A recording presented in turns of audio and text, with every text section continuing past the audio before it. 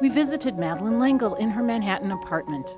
At 79, she has written over 50 works of fiction and nonfiction for all ages. Well, I had my first book published shortly after college, and it was very successful. And I had chosen that this was what I was going to do long ago anyhow.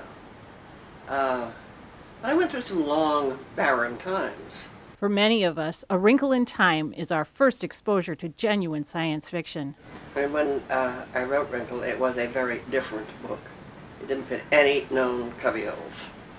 Now there are a lot of books like it. I didn't know there was a science fiction market. Mm-hmm. I just thought I'd stay with my mainline publishers. I didn't know you're not supposed to have a female protagonist in a space story. I'm female, why wouldn't I have a female protagonist? I didn't know you weren't supposed to mention evil in a book that was going to be marketed for kids. I mean, I had a couple of offers of publication if I take out the evil. A lot of people think it's my only book. It's one of nearly 50. As it turns out, were you one of the first that wrote for kids without talking down to them? Yeah.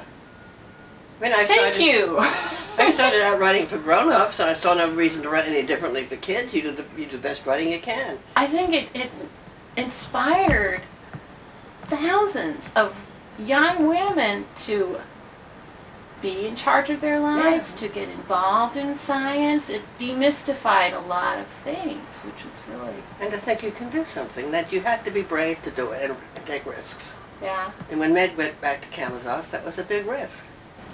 Now, I'm not an academic, I'm a performer. And performers are not safe. That's when the good stuff comes. The questions are important. Oh. And a lot of the good questions don't have answers, certainly not now. And we've chosen in the West to limit ourselves to the rational and the reasonable. And anything good I write comes out from underneath, in the dark places. It comes up into the light, and I write about it. So what risks are you taking this week?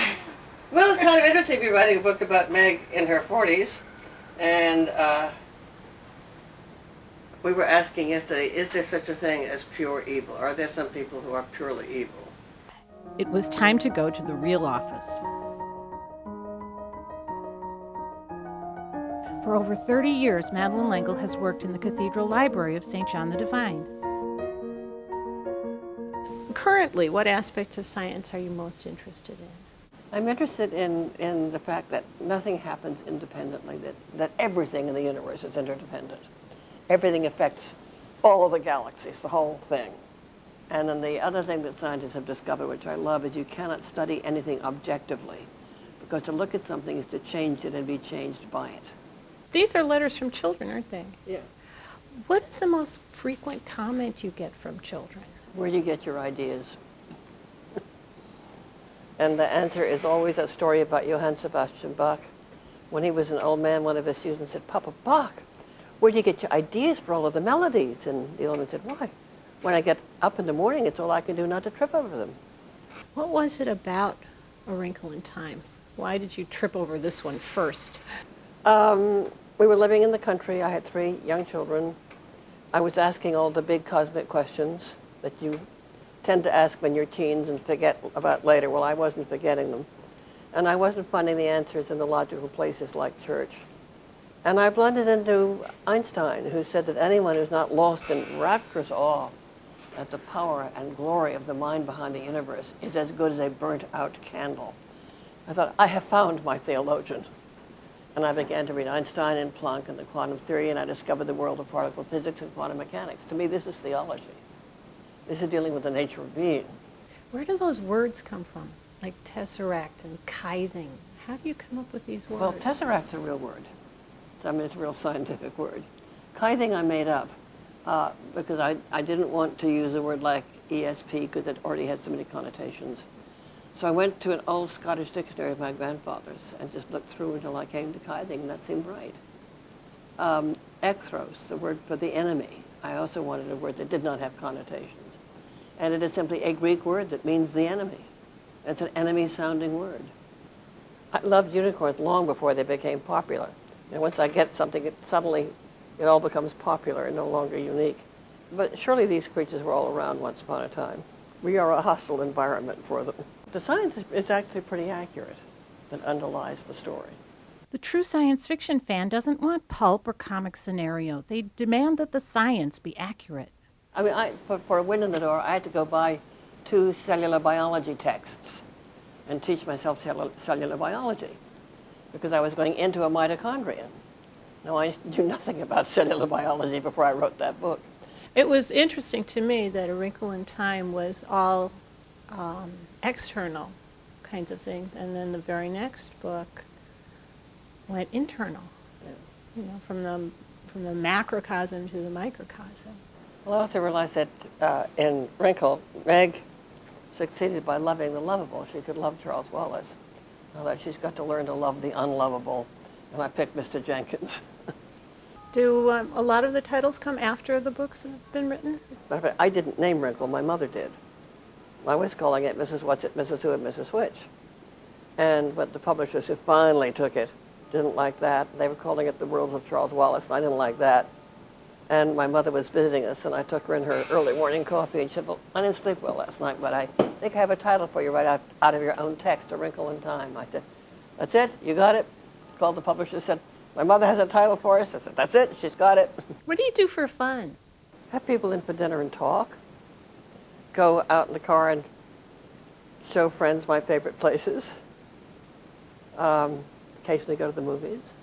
When I teach a writer's workshop, one of the things that they hear over and over again is, when you write, don't think, write.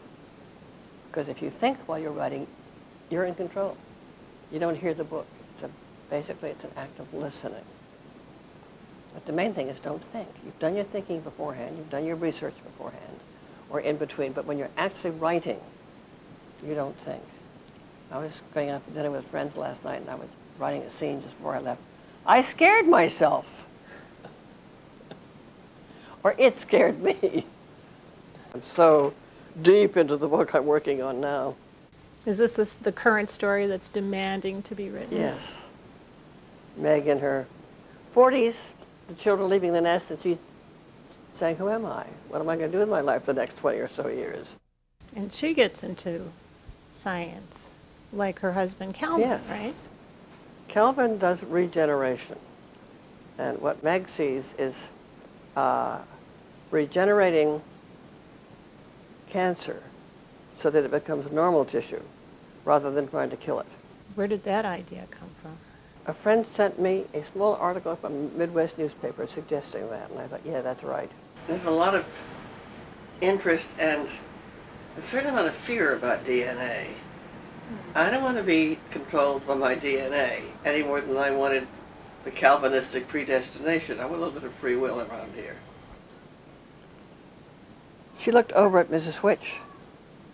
Mrs. Which was there, and then she wasn't.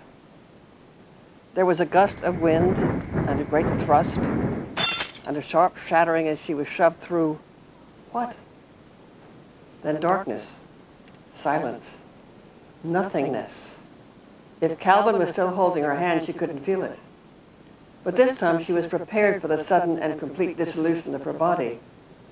When she felt the tingling coming back to her fingertips, she knew that this journey was almost over, and she could feel again the pressure of Calvin's hand about hers.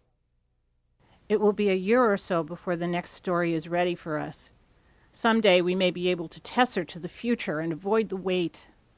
For now, this is Mary Scott for Infinite Possibilities.